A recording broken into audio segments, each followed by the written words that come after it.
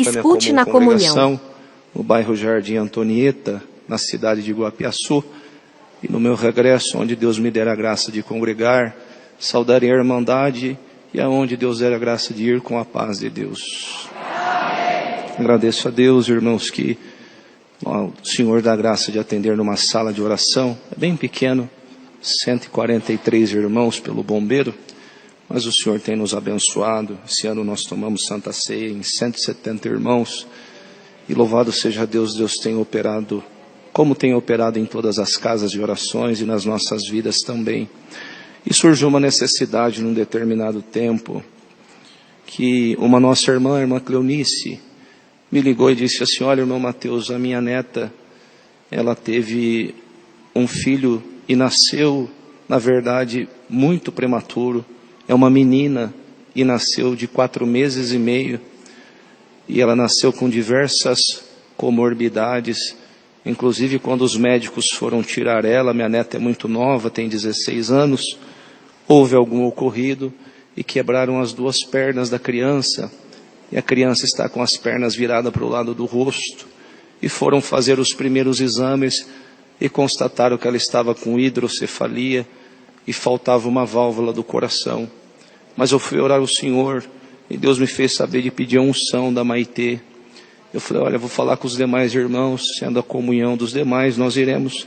E Deus preparou de ir visitar a Maitê aqui no Hospital das Crianças em Rio Preto. Irmãos, e fui me desconstruindo no caminho. Falei: Senhor, quem sou eu para ir fazer alguma coisa com as minhas fraquezas, falhas, faltas? Sou somente um instrumento nas tuas mãos. Mas esta criança, por certo, permissão tua foi gerada. Mas se tu quiseres, faz uma obra, um milagre, para o teu nome ser glorificado. Eu, graças a Deus, que quando Deus deu a graça de entrar na UTI, subi junto com a mãe, e a Maitê estava na incubadora coberta com um pano.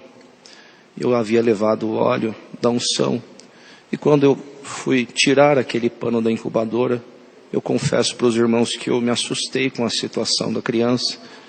Estava totalmente deformada. E aí Deus me deu a graça de fazer a oração. E quando eu fui fazer a unção, eu abri a portinha da incubadora e um médico que estava na UTI viu. E ele fez assim para mim com a mão, que era para eu fechar a porta. E eu já estava com o óleo do azeite no meu dedo. Eu falei: Senhor, o que eu faço? O Senhor falou assim: aonde a tua mão não alcança, a minha mão alcança. Glória ao nome do Senhor. O Senhor falou: faz a unção em cima do vidro. O teu dedo nem o azeite vai lá, mas a oração da fé salvará o doente. Graças a Deus foi feita aquela unção. Passaram-se poucos tempos, meses. Foi feita a cirurgia da Maitê para refazer as pernas que estavam quebradas para serem colocadas no lugar. Irmãos, eu dou graças a Deus que ela ficou ali mais uns 3, 4 meses. E o Senhor permitiu que assim acontecesse. Os médicos foram fazer uma retomada dos exames. E Deus libertou a Maitê da hidrocefalia. Deu uma válvula nova no coração dela. Ela está lá junto conosco, correndo para lá e para cá, liberta por completo. E o nome de Deus está sendo glorificado. Graças a Deus, irmãos, que desde o ano de 2018, Deus me dá a graça de viajar para o continente africano. Já fiz algumas viagens para algumas nações, mas 2020 foi uma revelação que Deus havia dado para o nosso irmão Paulo Botan. E Deus deu a graça de acompanhá-lo para o país da Etiópia. A Etiópia é um país que já está no chifre da África, um país de cultura muçulmana, e faz divisa com alguns países como Somália, Djibouti, Sudão do Sul, Quênia, que são países extremamente perigosos para cristãos. Mas eu agradeço a Deus que a revelação que Deus havia dado era segundo aquilo que está escrito na palavra, cujo apóstolo Pedro escreveu nas suas epístolas, na primeira epístola, no capítulo 2, e o Senhor dizia assim: desejai afetuosamente, como meninos novamente nascidos, o leite racional não falsificado, para que por ele vá descrescendo. E o Senhor dizia: a doutrina que eles estão é falsa, porque eles estão se alimentando de um leite que não é o leite da mãe. Leve a verdadeira doutrina à Etiópia, que eu tenho uma grande obra para fazer naquela nação. Dou graças a Deus, irmãos, que passou a reunião dos anciães, e assim em 2020 Deus permitiu de nós fazermos a primeira viagem. Nós tínhamos a palavra, uma revelação e a comunhão dos anciães, e desembarcamos na capital, Addis Abeba, com 10 milhões de habitantes. Lá ainda não tinha nenhuma casa de oração e nenhum crente da congregação cristã. Quando nós descemos na capital, pegamos um táxi, fomos clamando ao Senhor, e na oração, ali sentado no banco, o Senhor dava de dizer assim: Senhor, nós estamos aqui até que o Senhor nos trouxe, e tenho certeza que o Teu Espírito vai nos guiar por onde nós temos que começar. E o Senhor trazia aquela passagem quando o apóstolo Paulo estava na cidade de Troade, na casa de um homem chamado Carpo, e numa noite ele teve uma visão que um cidadão da Macedônia lhe pedia ajuda. E dizia: Paulo, passa a Macedônia e venha nos ajudar. E Paulo deixou seus livros, pergaminhos, capa, deixou as riquezas que ele tinha, porque eram pobres, mas os livros e os pergaminhos eram a maior riqueza daqueles homens, porque era a palavra de Deus. E ele se colocou a caminho, cruzou na primeira cidade, que era Filipo, na Macedônia, e lá, sem saber por onde ele ia, Paulo, sem saber por onde ele estaria indo, mas o Espírito Santo já sabia onde ele ia, guiou ele até a casa de uma mulher chamada Lídia, vendedora de púrpura da cidade de Tiátira. E ali Deus deu a graça de Paulo anunciar ela e toda a sua família, e todos creram e foram batizados.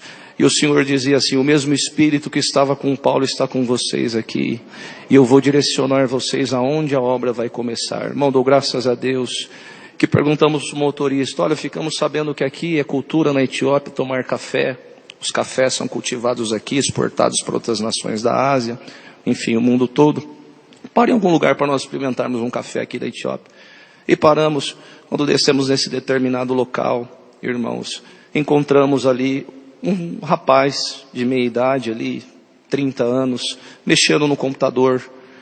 E o Senhor pulsou o coração.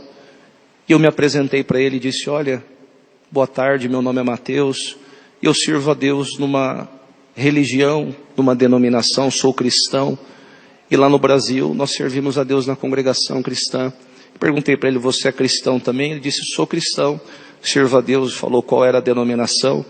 Eu perguntei: qual é o seu trabalho aqui na Etiópia? Ele disse: eu sou formado em teologia, doutorado e mestrado, e dou aula numa universidade. E eu disse: qual é o seu nome? Ele disse: Isaac. Eu falei: Isaac, nós temos 12 pontos de doutrina onde nós servimos a Deus.